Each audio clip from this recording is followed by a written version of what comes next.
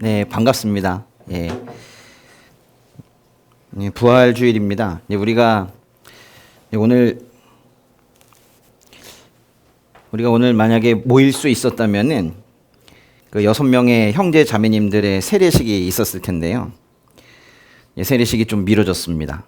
세례식은 조금 미뤄졌지만 오히려 그 시간 동안에 그 세례 받으실 분들이 오히려 그 주님 앞에 서 있는 내 모습을 주님의 시선으로 바라보는 그런 시간이 좀 됐으면 좋겠어요. 내 시선으로 나를 바라보는 것이 아니라, 거울 바라보듯이 하는 것이 아니라 주님의 시선으로 나를 바라보는 그런 시간이 더 생겼다고 생각하시면 좋겠어요. 이거는 비단 세례 받으시는 분들뿐만이 아니라 모든 형제 자매님들께 다 해당이 되는 권면입니다. 한번 적어보세요. 네. 주님의 시선으로 나를 바라보기. 주님의 시선으로 나를 바라보기 하는 그 시간이 좀 더 주어졌다고 생각하시고 한번 자기를 관찰해 보세요. 부활주일에 우리에게 주시는 말씀은 사도행전 1장 3절입니다. 그 앞에 1절과 2절을 보시면은 사도행전 처음이죠. 사도행전이 이렇게 시작을 합니다. 데오빌로님, 제가 먼저 쓴 글에는 예수께서 일하시고 가르치기 시작하신 모든 것, 곧 예수께서 선택하신 사도들에게 성령을 통해 명령하신 후 하늘로 들려 올라가신 날까지의 일을 기록했습니다. 여기에서 데오빌로라는 사람이 누군지는 명확하지 않습니다. 원래 말은 테오필로스인데요. 이 테오필로스라는 이름은 당시에 흔한 이름이었었거든요. 데오빌로는 분명히 유대인은 아니었을 것이고 이방인 출신이면서 예수님을 믿었던 사람일 거예요. 실제 인물일 수도 있고 아니면 모든 그리스도인을 대표하는 대표적인 상징적인 그런 이름이 데오빌로입니다. 근데 우리 한번 생각해 보세요. 우리는 선교사님들이 한반도에 흘리신 그 핏방울이 아니었다면 예수님을 알지도 못하고 불쌍하게 생을 마감할 뻔했던 그런 이방인이죠. 그 동시에 또 예수님을 주로 고백하는 그리스도인입니다. 데오빌로라는 사람이 이방인 그리스도인을 대표하는 이름이라면 데오빌로님이라고 시작하는 이 사도행전의 수신자는 결국 이방인 그리스도인인 우리인 거예요. 우리에게 주시는 말씀입니다. 사도행전 1장 3절 읽어보겠습니다. 예수께서 고난 당하신 후에 자신이 살아계심을 여러 가지 확실한 증거로 사도들에게 직접 보여주셨고 40일 동안 그들에게 나타나 하나님 나라에 대한 일을 말씀하셨습니다. 한 번만 더 읽겠습니다. 예수께서 고난 당하신 후에 자신이 살아계심을 여러 가지 확실한 증거로 사도들에게 직접 보여주셨고 40일 동안 그들에게 나타나 하나님 나라에 대한 일을 말씀하셨습니다. 여기서 고난 당하신 후에 그랬는데요. 이 고난 당하셨다는 것은 대제사장과 율법학자들에게 배척을 받아서 십자가에서 죽으신 것을 말하는 거예요. 자신이 살아계심을 보여주셨다 그랬는데 이 살아계심이라는 것은 3일 만에 다시 부활하셔서 살아계시는 것을 말해요. 여기서 살아계시다라는 말은 말 그대로 살아계시다라는 거예요. 부활하셔서 그 이후에 생생하게 계속하여 살아계시다는 거예요. 그리고 40일 동안 사도들에게 부활하신 몸을 친히 보여주시며 하나님 나라에 대한 일을 말씀하셨습니다. 이것은 당시 믿음이 부족했던 제자들에게 40일 동안 부활하신 몸을 보여주시면서 그들을 이 땅에 예수님을 전파하는 사도로 준비시키셨다라는 그런 의미예요. 부활하신 이후에 이 40일이 없었다면 기독교는 없었습니다. 왜냐하면 사도들도 없었을 테니까요.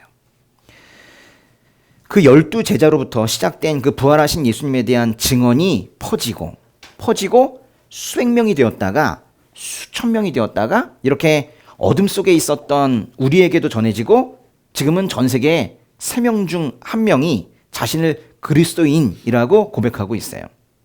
예수님은 30세 즈음부터 많은 사람들에게 자신의 신분을 공공연하게 드러내시고 약 3년간 예수님께서 당신이 누구신지를 직접 알려주시고 왜 이 땅에 오셨는지도 이 땅에 오신 이유에 대해서도 가르쳐 주셨어요. 당시의 유대인들은 우리나라가 이제 일제강점기에 일제 식민지배 받았던 것처럼 비슷하게 로마의 식민 지배를 받고 있었습니다. 그래서 유대인들이 바랐던 그 민족의 구원자 상이 있었어요.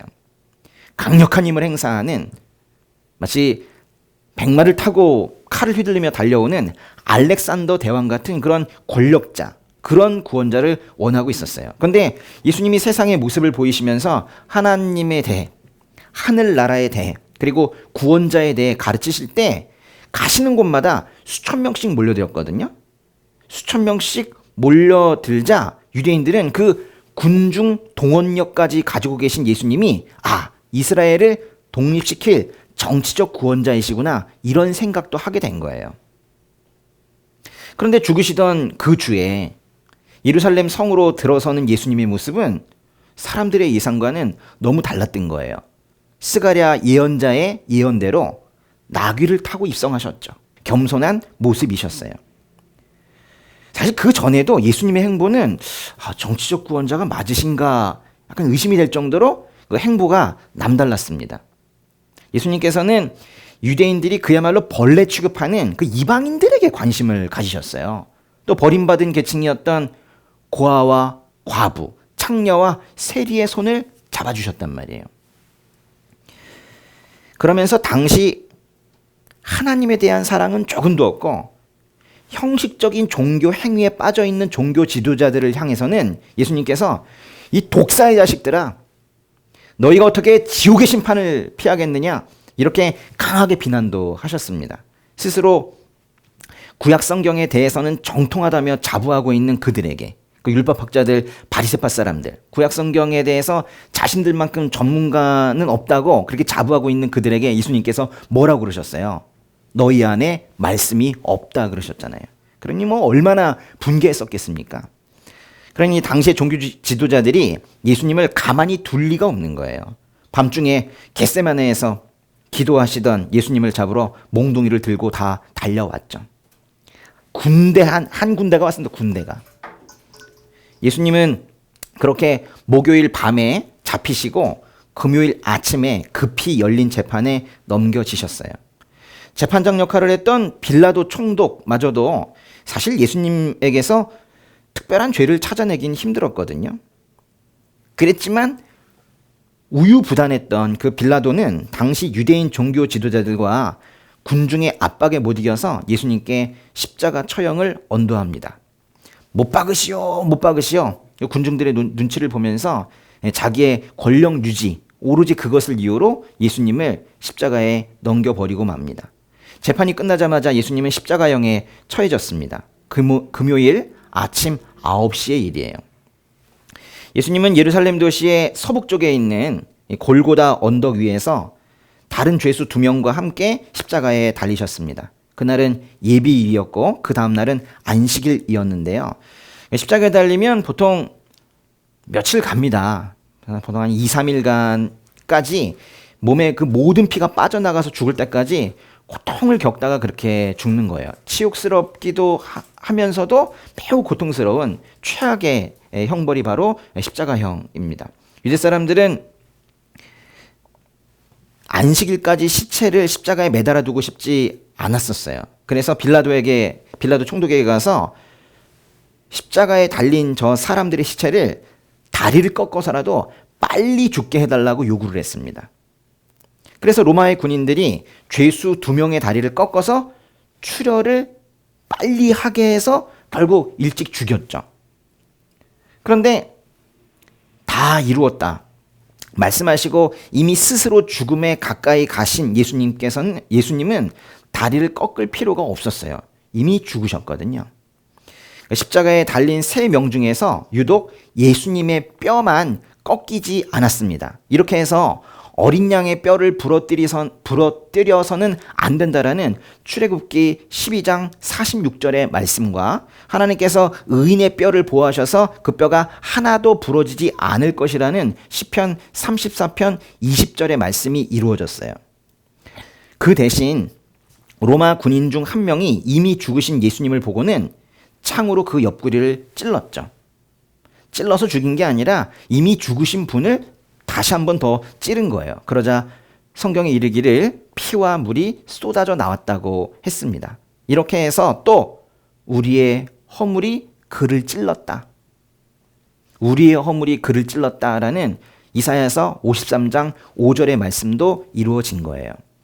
그렇게 금요일에 예수님께서 죽으셨고 그 시체는 십자가에서 내려져서 아리마대 출신 부자 요셉이 자기 자신을 위해 마련해 두었던 그 무덤에 예수님의 시체가 안치가 되었습니다. 그리고 토요일이 됐어요. 성경은 이 토요일, 그때 그 무덤 안에서 일어났던 일에 대해서 기록하고 있지 않지만은 그 컴컴한 무덤 안에, 그 안에는 죽은 예수님뿐만이 아니라 그 아버지인 하나님께서 함께 계셨습니다. 그 시간에 하나님 아버지보다 더 비통한 심정을 가지고 계신 분은 없으셨을 거예요. 하나님께서는 채찍질 당하고 창에 찔려서 완전히 망가진 아들의 육체를 회복시키기 위해서 끊어졌던 신경을 다시 이으시고 찢겨진 살에 새 살을 만드시고 흘러나가 버린 피를 다시 생성해 내셨을 거예요. 그런 후에 마치 아담을 처음 창조할 때 그러셨던 것처럼 죽은 아들의 코에 숨을 불어 넣으셨고 그 아들은 점점 아버지에게 반응하기 시작을 했습니다. 심장이 뛰기 시작을 했고 체온이 다시 올라가기 시작했어요. 이런 일이 그 큰 돌로 막혀 어둡기만 한 그 무덤에서 일어났을 것이라고 어떤 피조물이 생각을 했겠어요. 하나님께서 예수님을 살리셨습니다. 그리고 일요일이 되었어요. 주일이 되었습니다. 아직은 어두운 새벽에 막달라 마리아와 또 다른 이름의 마리아,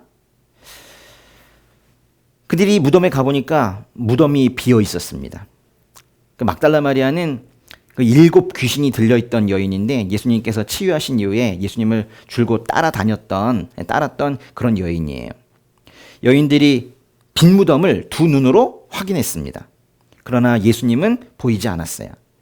그 무덤은 그때 그 여인들이 보았을 때처럼 비어 있었고 지금까지 비어 있죠. 예루살렘의 성지 순례객을 위해서 지금 무덤을 화려하게 치장을 해놨더라고요. 그러나 그렇게 치장을 겉을 해놓았을 뿐 무덤은 여전히 비어 있습니다. 인류 역사에 큰 영향을 준 인물 중에 무덤이 비어 있는 사람은 없어요. 그런데 세상 누구보다도 인류에 가장 큰 영향을 주신 예수님의 무덤만은 지금까지도 비어 있습니다. 예수님은 도대체 어디로 가셨을까요?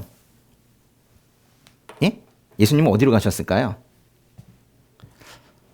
오늘 말씀대로 예수님은 부활하신 모습을 40일 동안 보여주셨습니다. 그리고 사도행전 1장의 8절과 9절을 보면 예수님은 성령께서 너희에게 오시면 너희가 권능을 받고 예루살렘과 온 유대와 사마리아와 땅끝까지 이르러 내 증인이 될 것이다 라고 말씀하시고 제자들의 눈 앞에서 들려 올라가셨어요. 그리고 예수님의 모습은 이내 구름 속으로 사라져 보이지 않게 됐습니다. 여기서 말하는 구름은 비를 내리는 그 구름이 아닙니다. 하나님의 임재를 둘러싼 그 영광의 구름을 말하고 있는 거예요. 예수님께서 대기권과 성층권을 뚫고 어디로 올라가셨다라는 그런 동화 같은 이야기가 아닙니다. 부활하신 후에 승귀하셔서 사뭇 다른 모습이 되어 계셨던 그런 예수님은 그렇게 마지막 순간에도 결코 잊을 수 없는 파장을 주시고는 눈에 보이지 않게 사라지셨어요. 도대체 어디로 가신 걸까요? 히브리서를 보면은 예수님은 지금 하나님 오른편에 앉으셨다고 했어요. 하나님 나라에 계시다는 말입니다. 그런데 그렇게 그냥 가버리신 건 아니시죠? 이 땅에 남은 우리가 살아갈 방도를 주시고 특히 예수님이 누구이신지를 믿도록 도와주시기 위해서 우리에게 성령님을 주시고 그리고 떠나셨어요. 그러니까 예수님은 어디에 계신가라는 질문에 답을 해야 한다면 이렇게 답을 하면 가장 정확할 것 같아요. 하나님 오른편에 계시며 동시에 성령님으로 이 마음 안에도 계십니다. 하나님 오른편에 계시며 동시에 영으로 이 안에 계시는 거예요. 느끼세요? 이 마음 안에 예수님이 계신 거? 우리는 천국 복음을 전파하시던 이 땅에서 사역을 하시던 중에 그 예수님과 그 예수님의 말씀을 배워야 합니다. 또 우리는 예수님의 십자가 죽음의 의미를 배워야 돼요. 또 우리는 우리의 신앙은 그것을 더 넘어가서 부활에까지 이르러야 합니다. 그리고 더 나아가서 우리의 신앙은 승천에까지 이르러야 해요. 한 발 더 나아가서 우리의 신앙은 이 안에 내주하시는 성령에까지 이르러야 합니다. 부활 주일이라고 해서 부활만 생각해서는 안 된다는 거예요. 부활을 주로 생각하세요? 그러나 부활만이 다가 아니라는 거예요. 오늘은 예수님의 공생애, 예수님의 죽음, 부활, 승천, 그리고 성령에 대한 총체적이고 균형 있는 믿음이 우리에게 있는지 살펴보는 날인 거예요. 그래도 지금 이 시간에는 오늘을 기념하여 부활에 대해서 좀 더 나눠보도록 하겠습니다. 예수님께서는 고난을 당하시고 장로들과 대제사장들과 율법학자들에게 배척받아서 죽임을 당하셨다가 3일 만에 다시 살아나시게 되실 것을 제자들에게 줄곧 가르쳐 오셨어요. 갑자기 부활이 일어난 것이 아니라 그렇게 계속해서 순환 예고를 하셨단 말이에요. 내 손이 닿을 때 눈먼 자가 눈을 뜨고 말 못하는 자가 말을 하고 병자가 일어나고 내가 물 위를 걷고 물을 포도주로 만들고 오병이어의 기적을 보여주고 죽은 자를 살리는 기적, 하나님만이 하실 수 있는 그런 기적을 수백 명, 수천 명 앞에서 보여줬지만 너희들은 도무지 나를 믿지 않을 것이다. 너희들은 늘 나에게 표적을 구한다. 표적을 보여줘도 새로운 표적을 또 구한다.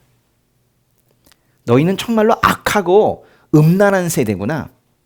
끊임없이 표적을 구하는 너희에게 내가 보여줄 표적은 요나의 표적밖에 없다. 요나가 3일 밤낮을 큰 물고기 뱃속에 있었던 것처럼 인자도 3일 밤낮을 땅속에 있을 것이다. 이렇게 말씀하셨죠. 부활을 통해 예수님이 어떤 분이신지 보여주실 것이라는 말씀이에요. 그러나 3일 만에 다시 살아나실 것이라는 예수님의 말씀을 사람들은 믿지 않았습니다. 역사에 사례가 없었으니까요.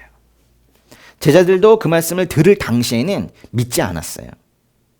그런데 예수님이 죽으신 다음 날 아침, 예수님의 무덤은 비어 있었어요. 예수님께서 스스로 예고하신 것처럼 정말 죽으셨다가 살아나신 걸까요? 부활이 실제적으로 일어난 사건입니까? 예수님은 자신의 부활을 예고하셨고 실제로 죽은 자 가운데서 살아나셨어요.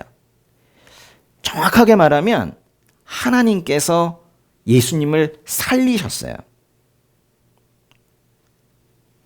죽은 자가 스스로 살아날 수가 없어요. 심지어 예수님도 죄의 대가로 죽으셨을 때 스스로 살아날 수가 없었어요. 하나님께서 살리셨어요.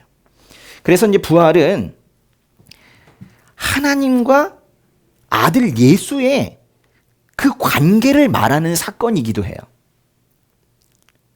부활은 예수님이 이 땅에서 하신 그 모든 일이 다 옳다라고 하나님께서 쿵쿵 도장 찍어주시는, 입증해주시는 그런 사건이기도 합니다. 반면에 사탄, 같은 말 마귀, 사탄 마귀, 이 악한 영은 예수님의 부활 사건을 보면서 어떤 생각이 들었을까요? 여러분, 사탄도 생각을 합니다. 악한 영들도 말을 해요. 악한 영을 우리가 알고 그 존재를 알고 인식하는 것은 매우 중요해요. 너무 떨 필요는 없지만은 모르고 있다간 당하거든요. 마귀들이 주로 하는 짓이 뭡니까? 거짓말 맞아요. 속이는 거죠. 근데 속이는 게 속았다 이렇게 재밌어 하려고 속이는 건 아니죠.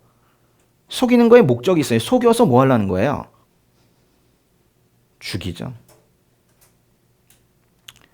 생명을 앗아가려는 겁니다. 속여서 죽이는 거. 그게 마귀가 하는 짓이에요. 너희 삶을 파탄시킨 그놈을 죽여라. 해서 남을 죽이게 만들어요. 살면 뭐하니 소망이 없잖니 해서 자신을 죽이게 만들어요. 집단으로 죽고 죽이는 일을 조장하는데 그런 거를 전쟁이라고 합니다. 그리고 가장 기초적인 단위의 교회인 가정을 산산조각 내어버려서 실질적으로 죽여요. 그렇게 죽이고 붕괴시키는 게 바로 마귀가 하는 짓입니다.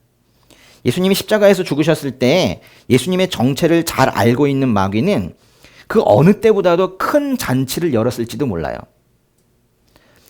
헤롯 대왕을 충동시켜서 예수님이 태어나자마자 죽이려 했던 그게 바로 마귀예요. 예수님 공생의 직전에 예수님을 성전 꼭대기에 세워놓고 뛰어내리게 해서 죽이려 했던 것도 바로 마귀입니다. 그렇게 때마다 예수님을 죽이지 못해 안달이 나 있던 그런 마귀인데 드디어 예수님께서 죽으신 거예요. 예수님께서 죽으셨을 때 마귀는 자신이 승리했다고 큰 착각을 하고 있었겠죠. 그런데 예수님께서 살아나신 겁니다. 여자의 자손이 뱀의 머리를 상하게 할 것이라는 창세기 3장 15절의 말씀이 그대로 이루어진 거예요. 그러자 이제 그때부터 마귀가 발악을 하는 거예요.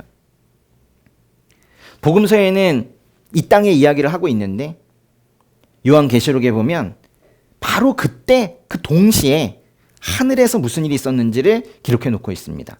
요한계시록 12장을 보면 그때 하늘에는 전쟁이 일어났습니다. 미가엘과 그의 천사들이 용과 대적해 싸우고 용도 이에 맞서 자기의 사자들과 함께 싸웠으나 용이 이기지 못했으므로 그들은 하늘에서 더 이상 있을 곳을 찾지 못했습니다. 큰 용, 옛뱀, 곧 마귀와 사탄이라고도 하는 이 온 세상을 현혹시키는 이가 쫓겨났습니다. 십자가 사건 때 죽으시고 부활하셨을 때 하늘에서는 이 사탄 마귀가 권세를 잃고 하나님 나라에서 하늘에서 쫓겨났던 얘기예요. 용은 사탄은 자기가 땅으로 쫓겨난 걸 알고 화가 났나 봐요. 그래서 산의 아이, 예수님을 낳은 아이, 산의 아이를 낳은 여자를 쫓아갔습니다. 하늘에서 쫓겨나 화가 머리끝까지 차오른 마귀가 교회를 없애려고 한다라는 이야기예요. 마귀야말로 예수님과 하나님과의 관계를 정확히 알고 있었고 또 예수님의 부활 이후에 그 한 분만이 죽음을 이기고 부활하신 분이라는 것도 잘 알고 있었습니다. 마귀들은 늘 죽이려고 하나 그 죽음을 이겨내신 분이 한 분이라는 걸 마귀는 알고 있었단 말이에요. 그래서 마귀들이 예수 이름을 무서워하는 거예요. 예수님을 믿는 사람들이 모여 세운 1세기에 그 교회와 즉 초대교회와 지금 이 현대사회의 교회는 다른 점이 있습니다. 현대의 교회들에서 선포되는 주된 말씀은 예수님이 십자가에서 죽으심으로 우리의 죄가 용서되었다라는 대속, 즉 속죄의 교리예요. 주된 설교가 그렇습니다. 죽으셔서 대신 죄의 대가를 치르셔서 우리의 죄가 용서되었다. 맞지요? 그런데 1세기의 교회, 초대교회의 그 복음 전파라는 것은 그런 것이 아니었습니다. 아주 단순했어요. 여러분이 죽인 예수를 하나님께서 살리셨다. 이거부터 전파하기 시작했어요. 뭔가 순서가 있는 겁니다. 죄가 용서된 거 맞는데요. 그 전에 초대교회에서는 그거 전에 예수님에 대해서 먼저 집중했다고요. 예수님께서 하신 일, 그것이 우리 죄인에게 어떤 영향이 있었는지 그거보다 더 먼저 집중했던 건 바로 부활하신 예수님 그 자체였던 거예요. 초대교회 설교는 아주 간단했던 거예요. 죄인들이 예수님을 죽였지만 하나님께서 그 아들 예수를 살리셨다. 그거였다고요. 가룟 유다가 예수님을 배신해서 종교 지도자들에게 은 30에 예수님을 팔아버리고 나서 나중에 후회했나요? 안 했나요? 후회했죠. 그리고 나서 자살을 했습니다. 그래서 12제자가 아니라 실은 나중에 11제자가 되었는데 여기에 이제 한 사람을 더 채워넣는 이야기가 사도행전에 있거든요. 사도행전 1장 22절 가보세요. 함께 다니던 사람들 가운데 하나를 뽑아 우리와 함께 예수의 부활에 대한 증인이 되게 해야 합니다. 이게 베드로가 한 말인데요. 두 사람이 새로운 사도의 후보에 올랐고 그 중에 한 사람이 제비뽑기로 뽑혔는데 그게 마띠아라는 사람이에요. 근데 이 마띠아라는 이름보다 우리가 이제 더 중요하게 기억해야 할 것은 왜 마띠아를 뽑았냐는 거예요. 사도행전 1장 22절을 다시 보시면요. 함께 다니던 사람들 가운데 하나를 뽑아 우리와 함께 예수의 부활에 대한 증인이 되게 해야 합니다. 그랬어요. 그러니까 부활의 증인을 뽑은 거예요. 마띠아가 후보에 오른 것은 마띠아도 부활하신 주님을 목격했기 때문이에요. 결국 1세기 초대교회의 복음 전파라는 것은 예수님의 증인이 된다는 건 단 하나. 최우선적인 것은 부활의 증인이 된다는 것이었어요. 우리 기독교가 그렇게 시작이 됐단 말이에요. 여러분이 죽인 예수를 하나님께서 살리셨다. 사도들이 이제 이렇게 복음을 전파하고 다녔고 그것을 믿는 사람들이 진정한 하나님을 또한 만나게 되었고 그 이후에 그 2000년간 수많은 사람의 삶이 변하고 회복되었던 거예요. 저와 여러분처럼요. 그러나 마귀의 종으로 태어나서 끝까지 복음을 거절하려는 회의론자들이 있습니다. 무엇도 아니라는 거예요. 그 회의론자들은 예수의 부활을 부인해요. 지난 2000년간 기독교라는 종교, 아니죠, 신앙이죠. 이 신앙이 지금까지 이어지면서 끊임없이 이루어졌던 게 바로 예수 부활에 대한 검증이었어요. 얼마나 많은 사람들이 회의적으로 의심하며 예수 부활에 대한 검증을 했겠어요. 그런데 결과적으로 보면 결국 어떠한 사람도 예수님의 부활을 부인할 수 있는 어떤 증거도 내어놓지를 못했습니다. 예수님께서 만약 자신이 다시 살아나실 것을 확신하지 못하셨다면 줄곧 제자들에게 3일 만에 다시 살아날 것이라고 말씀하지는 않으셨을 거예요. 예수님께서 마지막까지 그 십자가 고통을 참아내실 수 있었던 것은 하나님께서 반드시 자신을 살려내실 것이라는 그런 절대적인 믿음이 있었기 때문이에요. 그래서 살아계실 때 그렇게 제자들에게 가르치셨고 십자가 앞에서도 고통을 참아내실 수 있었던 거예요.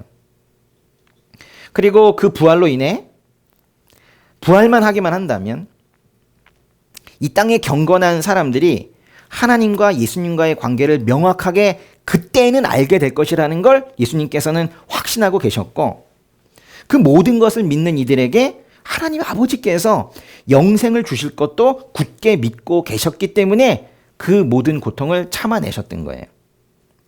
하나님께서 죽은 육신에 숨을 불어넣어 다시 살려내어 영원히 살게 한 사건은 즉 부활은 인류 역사상 한 번밖에 없습니다. 잠깐 소생하였다가 다시 다 죽었잖아요. 부활이라는 사건은 단 한 번밖에 없었습니다. 그래서 부활의 사건이야말로 우리가 내가 길이요 진리요 생명이다라는 예수님의 말씀을 확신하게 되는 근거가 되는 거예요. 하나님과 예수님의 그 사랑의 관계, 아버지와 아들의 관계를 확신하게 하는 증거가 바로 부활이에요. 그러니까 부활은요, 그 부활이라는 사건의 성격이 뭐냐면은 증거예요. 하나님과 예수님과의 관계를 설명해주는 증거라고요. 부활 자체가 증거라고요. 그런데 사람들은 그 증거로 주신, 하나님께서 증거로 주신 그 부활이라는 사건을 두고 그 부활의 증거를 대라고 하는 거예요. 그 증거로 주신 것의 증거가 뭐냐는 거죠. 그러니까 증거에 증거를 대라고 그렇게 지금 떼를 쓰고 있는 거예요. 그래야 믿겠다고 그렇게 말을 합니다. 부활의 증거가 있습니까? 또 그렇게 떼 쓰는 사람들을 그냥 돌려보내면 안 되죠. 그죠? 예. 다 품어야 되는데, 예, 부활의 증거가 있어요. 어떤 것들이 있습니까? 첫 번째, 가장 직접적이고 고귀한 부활의 증거는 예수님의 자기 예언이에요. 예수님의 자기 예언. 스스로 예언하신 거, 이것만큼 확실한 증거가 어디 있겠어요? 예수님을 사랑하는 사람들에게는. 그렇지 않습니까? 예수님을 사랑하고 예수님을 따르기로 한 사람들에게는 예수님께서 직접 말씀하셨다라는 거 말고 더 고귀한, 더 차원이 높은 증거가 어디 있겠어요? 맞습니까? 네. 오늘 말씀에 보면은 예수께서 고난당하신 후에 자신이 살아계심을 여러 가지 확실한 증거로 사도들에게 직접 보여주셨다고 했어요. 이것에 대해서 많은 신학자들이 제시한 부활의 증거들이 있는데 그걸 제가 다시 정리를 해서 좀 말씀을 드릴까 해요. 예수님의 자기 예언이 이제 첫 번째 증거라고 했고요. 네. 두 번째, 부활이라는 방식 자체가 그 증거예요. 왜 그 많은 증거 중에서도 부활이라는 방식으로 증거를 삼으셨는가? 그거 자체가 부활의 증거라니까요. 메시아가, 즉 구원자가 와서 죽고 다시 부활하셔서 메시아라는 사실을 증명하는 방식. 이건 당시 유대 사회에서는 생각해낼 수 있는 방식이 아니었어요. 당시 유대인들은 죽었다가 다시 살아나는 메시아가 아니라 처음부터 끝까지 권력을 가지고 이스라엘을 해방시킬 수 있는 그런 힘 있는 구원자를 원하고 있었고 그렇게 생각하고 있었단 말이에요. 말하자면 부활이라는 사건은 그 유대주의적인 관행에서 나온 게 아닙니다. 우리는 지금 성경을 통해 배우고 있기 때문에 늘 들어왔던 단어이기 때문에 우리는 익숙하지 그때는 이 단어 자체가 개념이 없었단 말이에요. 오늘이 부활주일이고 심지어 국무총리는 부활절에 온라인 예배를 드리세요 라면서 부활이란 단어를 뉴스 전체에 소개하는 아주 우픈 상황에까지 이르렀지만은 예수님 당시의 부활이란 단어는 사람들이 생각해낼 수 있는 아이디어가 아니었단 말이에요. 예수님의 부활이 사실이 아니라면 사람들은 부활이란 단어를 떠올리지도 않았을 것이고 혹여 그런 아이디어가 생겼다 하더라도 부활하지도 않은 예수님을 부활하셨다고 속이려고 하지도 않았을 거예요. 왜냐하면 부활이란 개념 자체가 유대 사회의 공감대가 전혀 없는 개념인데 굳이 예수님과 하나님과의 관계를 증거로 되기 위해서 부활이라는 방식을 꾸며냈겠냐는 거예요. 이거는 부활이라는 것은 사람의 아이디어와 실행력 밖의 일이었단 말이에요. 부활은 사람의 수준에서 감히 생각할 수도 없었던 그런 충격적인 사건이었어요. 그럼 구약 성경 한번 찾아보세요. 부활이란 단어가 있는지. 있습니까? 없어요. 예수님께서 부활하신 이후에 다시 보니까 여러 군데에 부활의 예고가 또 부활의 이미지가 있었다라는 걸 나중에 우리가 깨달은 거예요. 하나님께서는 부활이란 단어를 철저하게 숨겨 놓으셨기 때문에 그냥 성경을 이렇게 쭉 읽고 있으면 못 봐요. 군데군데 부활 이야기가 있지만은 그거는 그냥 이렇게 봐가지고는 볼 수 없는 거예요. 성경을 모르는 그런 이방인은 물론이고 구약 성경을 잘 알고 있는 유대인들에게도 부활은 어떤 사실을 증명하기 위한 방법으로 전혀 여겨지지가 않았던 거예요. 부활이라는 사건은 유대인들에게도 생소한 개념이었지만은 사실 예수님을 예의주시하고 있었던 마귀들에게도 설마 했던 개념이에요. 3년 동안이나 함께 생활하던 스승이 죽으셨다가 다시 살아나실 것이라는 생각은 예수님의 제자들에게도 그저 비유로만 들렸을 거예요. 그러니까 부활이라는 사건은 피조물이 생각하고 실행할 수 있는 것이 아니었다고요. 부활은 하나님만이 예고하시고 하나님만이 실제로 행하실 수 있는 일이었어요. 제자들은 나중에 알았죠. 그게 그리스도인이냐 아니냐의 차이인데요. 제자들은 나중에 알았습니다. 예수님께서 자신들에게 3일 만에 다시 살아나실 것이라고 예고하셨던 것도 예수님께서 마르다에게 말씀하셨던 것도 진짜 몸이 부활하는 사건이었다라는 것을 그게 진짜 이야기였구나라는 것을 부활하신 예수님을 만나 뵌 이후에야 알게 됐어요. 나는 부활이요 생명이니 나를 믿는 사람은 죽어도 살겠고 살아서 나를 믿는 사람은 영원히 죽지 않을 것이다. 그 말씀을 마르다에게 예수님께서 하셨을 때 그때는 몰랐단 말이에요. 근데 나중에 떠오른 거죠. 그때 마르다에게 그 하신 그 말씀이 그게 진짜 부활하신다는 거였구나. 나중에 깨달은 거예요. 세 번째 증거 말씀드릴까요? 세 번째 증거는 이 부활 메시지에, 이 부활 소식의 전파 속도예요. 전파 속도. 부활 메시지가 얼마나 빨리 전파되었는가. 어떤 사람들은 기독교가 예수님을 신격화하기 위해서 나중에 이제 교리로서 부활 교리 이런 걸 만들어냈다라고 주장하기도 합니다. 그런데 성경을 조금만 보고 사실관계에 조금이라도 관심을 가지고 있는 사람이라면 그런 억지는 부리지 못할 거예요. 예수님께서 부활하셨다라는 이 메시지는 부활 사건 이후 수십 년이 지나서 또는 수백 년이 지나서 그렇게 생긴 아이디어가 아니에요. 로마 가톨릭의 교황이 만든 게 아니란 말이에요. 부활하시자마자 바로 당시 그 지역에 널리 알려져 있던 사실이에요. 부활은 그 사건이 있기 전부터 예고되었던 사건이고 그 사건이 현실이 된 이후에는 즉시 전파되었던 그야말로 새로운 소식이었던 거예요. 네 번째 증거 말씀드릴까요? 부활을 목격한 사람들이 있었습니다. 부활을 목격한 수많은 증인들과 일관된 증언들이 있었어요. 우리 법정에서 증인의 증언보다 더 중요한 게 뭐가 있겠어요? 근데 한둘이 아니었단 말이에요. 예수 부활을 증언하는 증인들이 많았단 말이에요. 고린도전서 15장에 그 얘기가 있잖아요. 그죠? 고린도전서 15장에 3절로 가보세요. 고린도전서 15장에 3절부터 8절까지. 내가 전해받은 가장 중요한 것을 여러분에게 전했습니다. 그것은 그리스도께서 성경의 말씀대로 우리 죄를 위해 죽으시고 장사되셨다가 성경의 말씀대로 3일째 되던 날 다시 살리심을 받아 게바에게 나타나시고 그 다음으로 12제자에게 그 후 500명이 넘는 형제들에게 동시에 나타나셨으니 그 가운데 대부분이 지금도 살아있고 어떤 사람들은 잠들었습니다.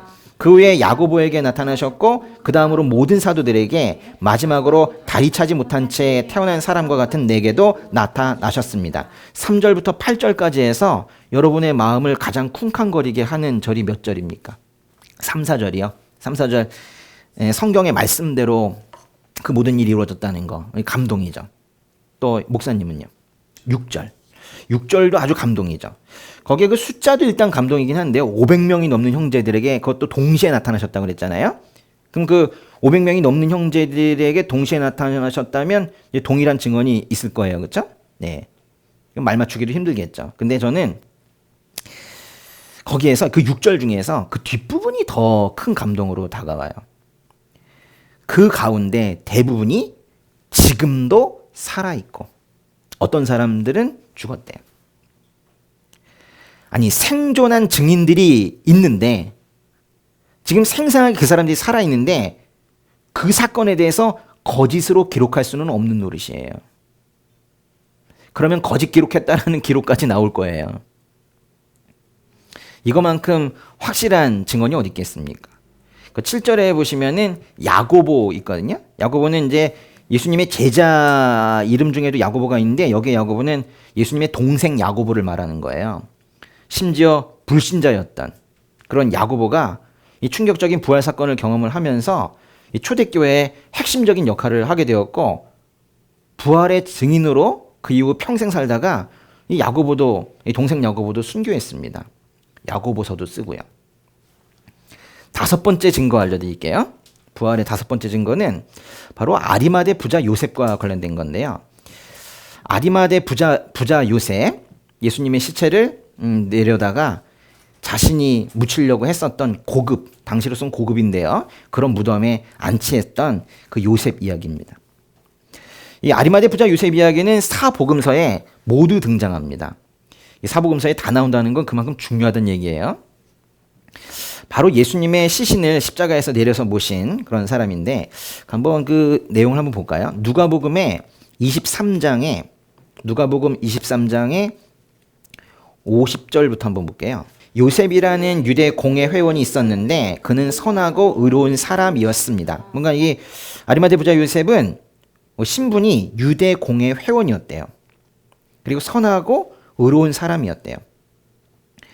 52절과 53절을 보면 그는 그 요셉은 빌라도 총독에게 가서 예수의 시신을 달라고 했습니다.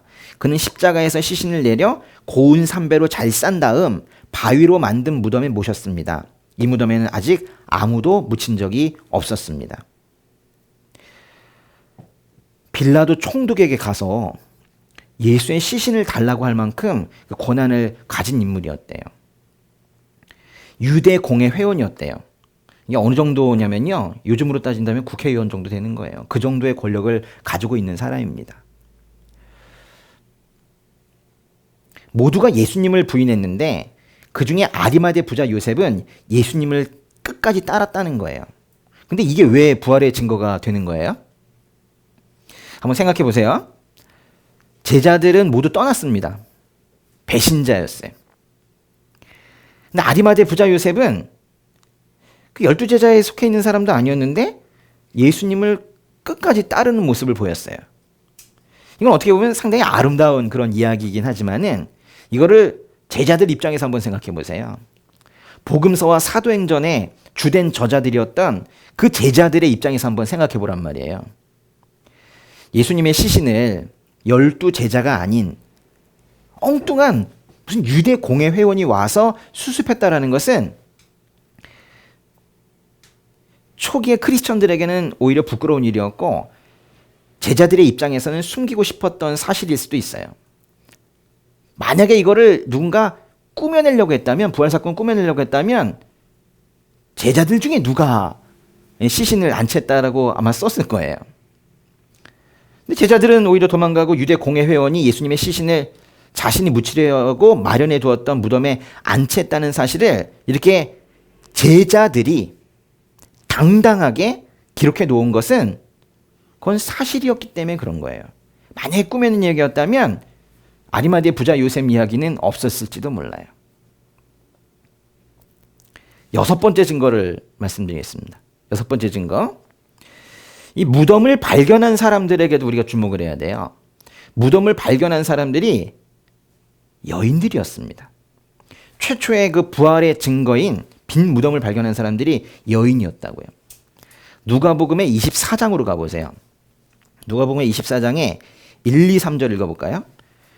그 주에 첫날 이른 새벽에 여인들은 준비한 향품을 가지고 무덤으로 갔습니다. 그런데 무덤 입구를 막은 돌덩이가 굴려져 있는 것을 발견했습니다. 그래서 그들이 안으로 들어가 보니 주 예수의 시신이 없었습니다. 보세요. 제일 먼저 발견한 것은 여인들이었죠. 9절과 10절도 읽어볼게요. 여인들은 무덤에서 돌아와 11 제자들과 다른 모든 사람들에게 이 사실을 모두 알렸습니다. 그들은 막달라 마리아, 요한나, 야고보의 어머니 마리아였습니다. 그들과 함께 있었던 다른 몇몇 여인들도 이 일을 사도들에게 말했습니다. 당시의 여인들의 사회적 법적 위치는 우리가 상상하기 힘들 정도로 낮았어요. 여인들의 법정 증언은 그 효력이 장담될 수가 없었어요. 사람들이 잘 믿질 않았어요. 예수 부활 이야기를 누군가가 꾸며내고자 했다면 좀 멋진 부활 이야기를 한번 만들어 볼까? 라고 만약에 했다면 빈 무덤을 처음 발견한 사람을 여인들로 설정하지는 않았을 거예요. 최소한 베드로 정도로 설정했을 거예요. 여인들이 그걸 발견했다는 것은 이 증언의 효력을 일부러 낮춰버리는 거거든요. 꾸며내고자 했다면 결코 빈 무덤을 발견한 것을 여인들로 설정하지 않아요. 여인들이 빈 무덤을 처음 보았다고 기록한다면 사람들이 여인들의 증언을 어떻게 믿어? 라고 할 것이 뻔한데도 불구하고 이 복음서는 여인들이 부활의 첫 증거인 빈 무덤을 발견했다고 모두 동일하게 기록을 하고 있어요. 그 당시에 사회적 상황을 볼 때 조롱거리가 될지도 모를 그 여인들의 증언을 그대로 기록할 수밖에 없었던 이유는 그게 사실이었기 때문에 그런 거예요. 결국 꾸며내지 않았다라는 얘기예요. 7번째 증거를 말씀드리겠습니다. 7번째 증거는 예수님이 확실히 죽으셨고 예수님의 무덤은 확실히 비어 있었다는 거예요. 아니 보세요. 확실히 죽으셨으면 무덤에 있으셔야 되잖아요. 근데 확실히 죽으셨는데 무덤은 확실히 비어 있었다면 그 자체가 매우 단순하게도 또 부활해진 거 아니겠습니까? 정말 예수님께서는 확실히 죽으셨습니까? 복음서의 기록대로 예수님은 죽으셨어요. 십자가에 매달리면요, 여러 가지 고통이 옵니다. 여러분 십자가에 매달린 것처럼 한번 해보세요. 이렇게 한번 해봐요. 네. 네. 근데 이렇게 매달리지 못하겠죠? 어떻게 되겠어요? 몸이 처지니까 이렇게 되겠죠? 이러고 한 10분만 있어봐요. 호흡곤란이 오다가 질식을 합니다, 사람이. 그리고 큰 출혈로 그 못 박힌 자국들이 있죠. 또 뭐 계속 큰 출혈로 고통을 받다가 그렇게 죽는 거예요. 근데 이 예수님의 이 십자가 죽음의 사건을 보면 그에 더해서 이 성경은 이미 죽은 예수님의 죽음을 아예 확정 짓는 한 사건이 있죠. 로마 군인이 옆구리를 창으로 찔렀다고 그랬잖아요. 그 성경의 말씀을 보면 이미 죽으셨지만 찔렀다고 그랬어요. 찔러서 죽은 게 아니고요. 확실히 죽으셨다라는 걸 지금 말하고 있는 거예요. 예수님은 십자가에 달렸으나 죽지는 않으셨다. 이렇게 말하거나 또는 다른 사람이 매달려 죽은 것이라고 굳이 말을 바꾸고 싶어하는 어떤 종교 집단이 있는데 우리는 그런 사람들을 무슬림이라고 불러요. 예수님은 확실히 죽으셨고 그 무덤도 확실히 비어 있었습니다. 당시에 근데 그 대제사장들과 그 장로들의 행동을 보면 참으로 이상해요. 마태복음 28장으로 가보세요. 마태복음의 28장을 보면 거기 12절부터 일단 12절 13절 한번 읽어볼게요. 그러자 대제사장들은 장로들과 만나 계략을 꾸미고는 군인들에게 많은 돈을 쥐어주며 말했습니다. 예수의 제자들이 밤중에 와서 우리가 잠든 사이에 시체를 훔쳐갔다라고 말하라. 그 경비를 섰던 군인들은 자기들이 크게 이제 혼날 줄 알았는데 오히려 돈을 받았네요, 그죠? 그래서 대제사장들이 돈을 주면서 제자들이 훔쳐갔다고 말하라고 그래요. 15절을 보시면은 그러자 군인들은 돈을 받고 시키는 대로 했습니다. 그래서 이 말이 오늘날까지도 유대 사람들 사이에 널리 퍼지게 된 것입니다. 만약에 무덤에 시신이 그대로 있었거나 또는 시신이 나중에 어딘가에서라도 발견이 되었다면 이런 소문을 낼 필요가 없죠. 예수님을 죽인 사람들이 굳이 시체를 훔쳐갔다라는 거짓 소문을 만들어낼 필요는 없단 말이에요. 당시에 그 지역의 종교 지도자들이 이런 거짓 소문을 만들어내고 있는 걸 보면 그들도 꽤나 당황스러웠던 것이고 예수님의 시체가 안치되었던 무덤이 확실히 비어 있었다는 거예요. 그래서 두 가지를 이어서 보세요. 예수님께서는 확실히 죽으셨고 무덤은 확실히 비어 있었고 이게 또 부활의 증거라는 겁니다. 8번째 증거를 말씀드릴게요. 초대교회에 아주 그 급격한 부흥을 보면 부활의 복음이 얼마나 실제적인 것이었는가를 우리가 알 수 있어요. 수많은 목격자와 그 증언을 들은 이들의 믿음이 매우 빠른 속도로 전파되었습니다. 이 놀라운 사건이 증언이 되고 또 증언이 되면서 크리스천이 급격하게 늘어났어요. 근데 여러분, 당시에 크리스천이 된다는 것은 핍박과 추방의 위험을 받기로 결정을 한다는 뜻이에요. 유대 공동체와 가족으로부터 버림을 받기로 작정한다는 뜻이에요. 지금 우리나라에서처럼 이렇게 교회 가라고 해도 가라고 안 가는 그런 분위기랑은 다르단 말이에요.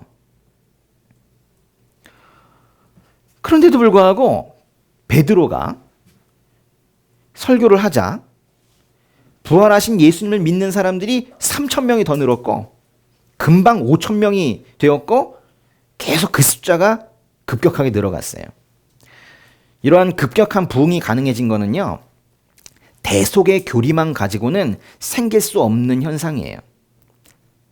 대속의 교리. 예수님께서 우리의 죄를 대신하여 죽으셨다. 매우 중요한 이 교리이지만 이것만으로는 그 부흥의 근거를 대기가 좀 부족해 보여요. 웬만하면 회개하지 않으려는 고집된 마음을 가진 죄인들에게 대속의 교리 하나만으로는 회심을 이끌어내는 게 쉽지 않다라는 거예요. 아, 목사님, 그 대속의 교리를 그렇게 약하게 생각하면 어떡합니까? 대속의 교리가 중요하지 않다는 게 아니잖아요. 아니, 대속의 교리가 그렇게까지 그것만으로 힘이 있었다면 이 죄지은 이 모든 사람들이 다 교회로 몰려왔을 텐데 그러지가 못했단 말이에요. 뭔가 더 있었던 거예요. 그들이 뭔가를 본 거예요. 또는 본 사람들이 확실하게 증언한 거예요. 대속의 교리 중요한데 거기에 뭔가 하나가 더 있었던 거예요. 9번째 증거 알려드리겠습니다. 부활의 증거 9번째. 제자들의 죽음. 그걸 보면 더욱더 확실하게 예수님께서 부활하셨다는 것을 알 수가 있어요. 예수님을 3번이나 부인했던 베드로가 부활하신 예수님을 만난 이후에 사람들 앞에서 설교를 하죠. 사도행전 2장 14절. 그러자 베드로가 11사도와 함께 서서 자신의 목소리를 높여 그들에게 선포했습니다. 유대 사람들과 예루살렘에 사는 모든 사람들이여, 이 일을 여러분에게 알게 하고자 하니 내 말에 귀를 기울이십시오. 이렇게 시작을 합니다. 그래서 사도행전 2장의 23절과 24절. 이 예수는 하나님께서 정하신 뜻과 미리 아심을 따라 내주셨고 여러분은 법 없는 사람들의 손을 빌려 그분을 십자가에 못 박아 죽였습니다. 그러나 하나님께서는 죽음의 고통에서 풀어 그분을 살리셨습니다. 왜냐하면 그분은 죽음에 사로잡혀 있을 수 없었기 때문입니다. 와, 베드로가 한 말이라고요. 사도행전 2장의 32절 보세요.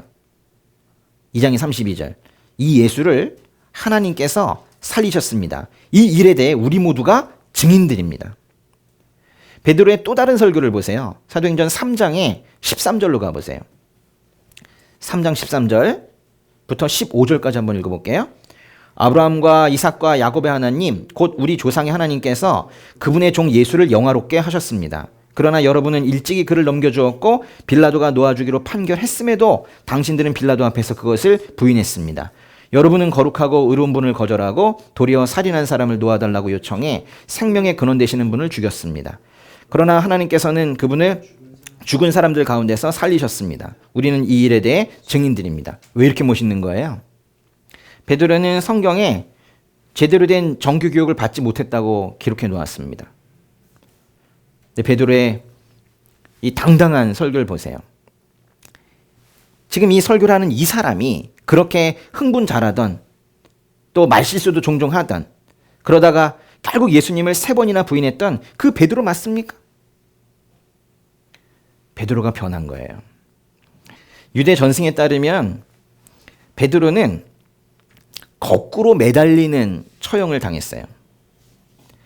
그냥 십자가형 이런 것들도 참혹하지만 거꾸로 매달리는 처형을 당했다고요.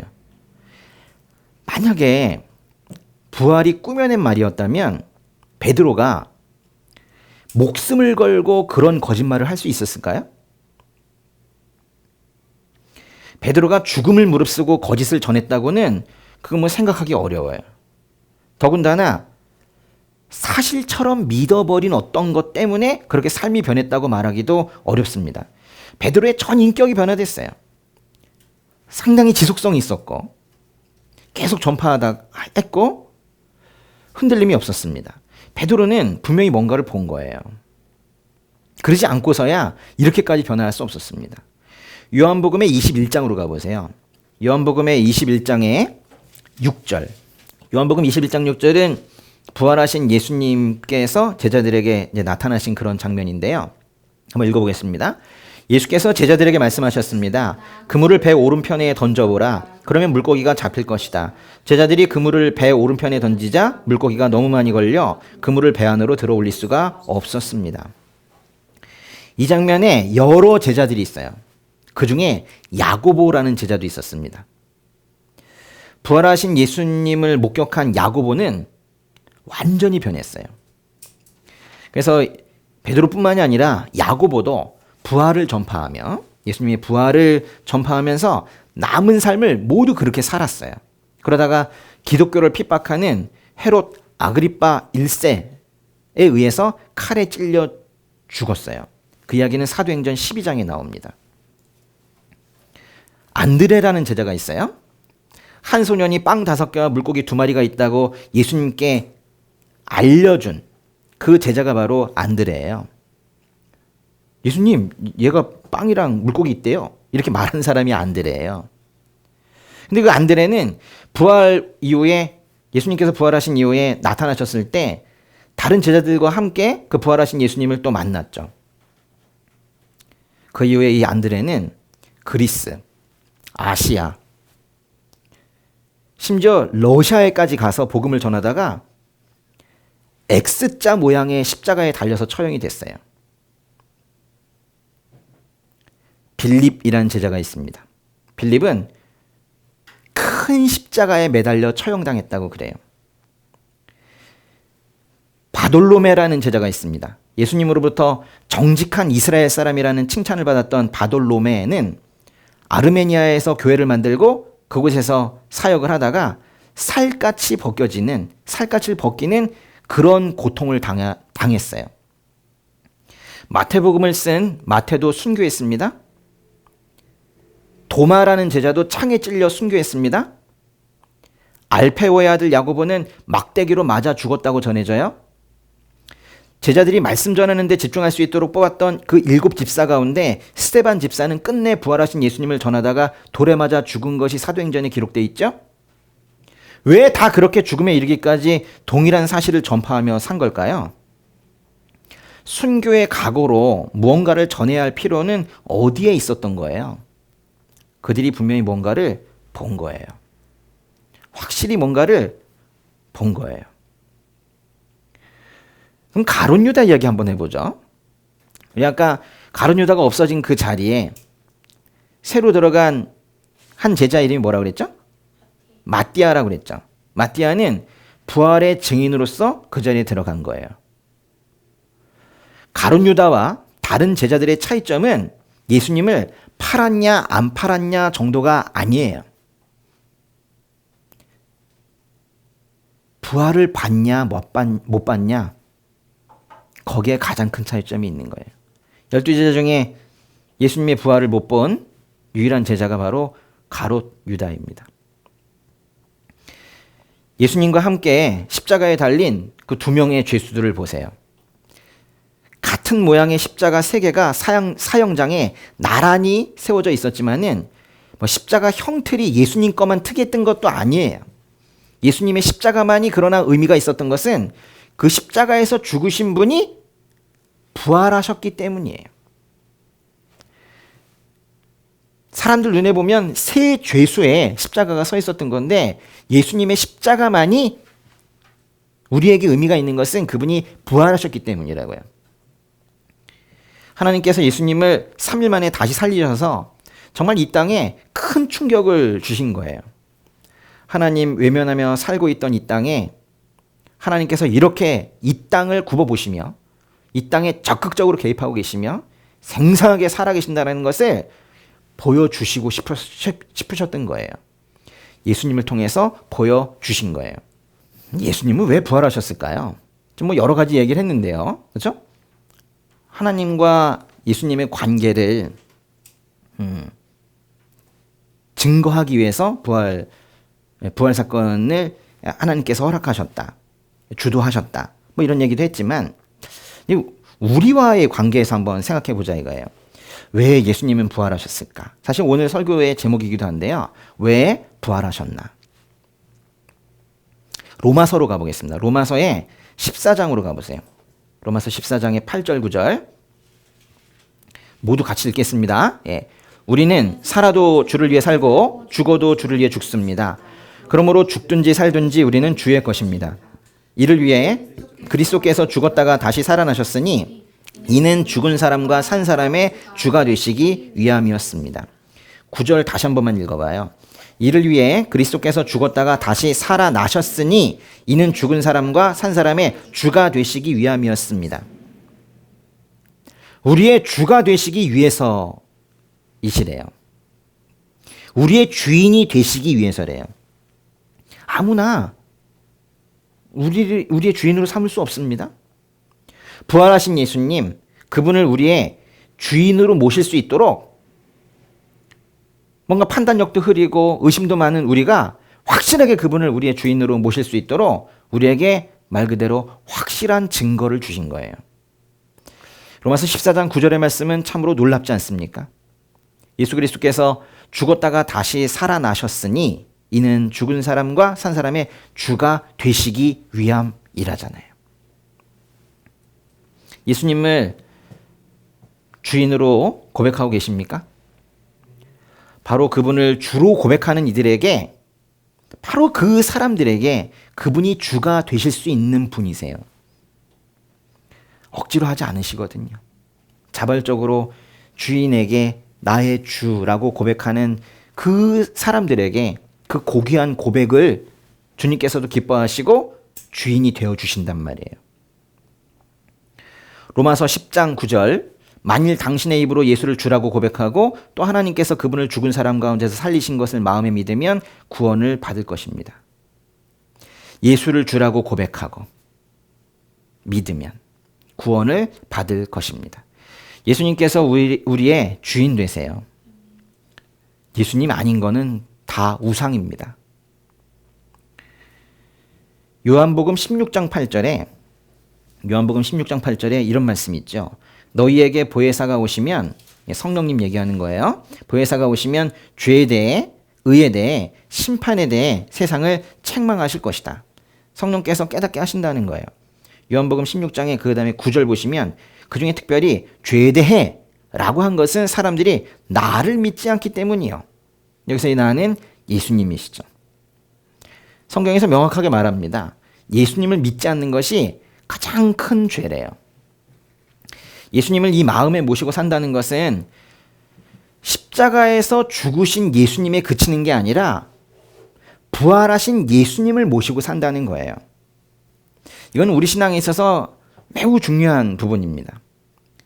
이 안에 부활하셔서 살아계신 예수님을 모시고 사는 거, 그런 사람을 크리스천이라고 부를 수 있는 거죠. 세상에 썩어 없어질 것들을 마음에 모시지 마세요. 세상이 어둑어둑해질수록 더 확실해야 돼요. 양다리 걸치지 마시고, 종교를 갖는다고 하면서 뭐 아무데나 막 함부로 절하지 마세요. 부처도 죽고 마호메트도 죽고 공자도 죽었어요. 심지어 성경에 나오는 모세도 죽었고 다윗도 죽었습니다. 그런 죽은 사람을 가슴에 품고 살지 마세요. 고조 할아버지도 돌아가셨어요. 그런 분들을 마음에 품고 살지 마세요. 이게 그냥 우스갯소리가 아니잖아요. 얼마나 많은 사람들이 그렇게 시체를 가슴에 품고 살고 있습니까? 아무런 능력이 없습니다. 삶도 변하지 않아요. 병도 낫지 않습니다. 회복도 없어요. 심지어는 십자가에 죽으신 예수님의 시신만을 마음에 품고 있어도 우리의 삶은 크게 변하지 않을 거예요. 부활하셔서 살아계신, 그래서 우리의 소망 되신 예수님을 안에 모시고 살아야 그제서야 삶이 변한다고 저는 믿어요. 지금도 그분이 역동적으로 일하시고 살아계셔서 역사하신다라는 굳은 믿음이 우리로 하여금 우리도 함께 일하게 만드는 거예요. 그분이 살아계신다라는 믿음, 그 아래에서 우리도 역동적으로 일하는 거예요. 왜 이렇게 축 처져 있어요? 이 안에 계신 그분이 살아계셔야 우리도 살아있단 말이에요. 우리는 종입니다. 우리는 주인의 뜻대로 살아야 되는 거예요. 살아계신 주님의 뜻을 살펴 사는 그런 우리가 돼야 되는 거예요. 주님께서 역동적이시면 우리도 같이 역동적으로 사는 거예요. 아직도 무덤 안에서 그 어두컴컴한 곳에 계시는 그 예수님을 이 안에 모시고 계셨다면 빨리 시간이 진전이 되셔야 돼요. 하루, 이틀, 사흘. 예수님께서 이 안에서도 부활하셔야 됩니다. 하나님께서 지금 이 시간 주님을 주로 고백하며 그 함께 예배하는 우리 그 성도님들에게 아주 큰 복을 내려주시기를 바랍니다. 근데 그 복이라는 것은 금방 사라지는 그런 세상의 복이 아니라 영원한 하나님 나라로 가는 그런 영생의 복이길 원합니다. 어려운 순간에도 주님의 임재에 감사하면서 부활하신 주님을 나의 주로 모시고 살며 죽음의 두려움과 생활의 질고를 모두 뛰어넘는 그런 영성의 복을 여러분 모두에게 주시기를 기도합니다. 그렇게 이 땅이 끝이 아니다라는 사실을 명확하게 깨달아서 이 나그네 인생에게 주어진 책임을 다하면서 그렇게 성실하게 살다가 주님께서 부르시는 날 기쁘게 그 죽음을 받아들고 영생의 복을 누리게 되는 그런 우리 형제 자매님들 다 되실 수 있기를 주님의 이름으로 축복합니다.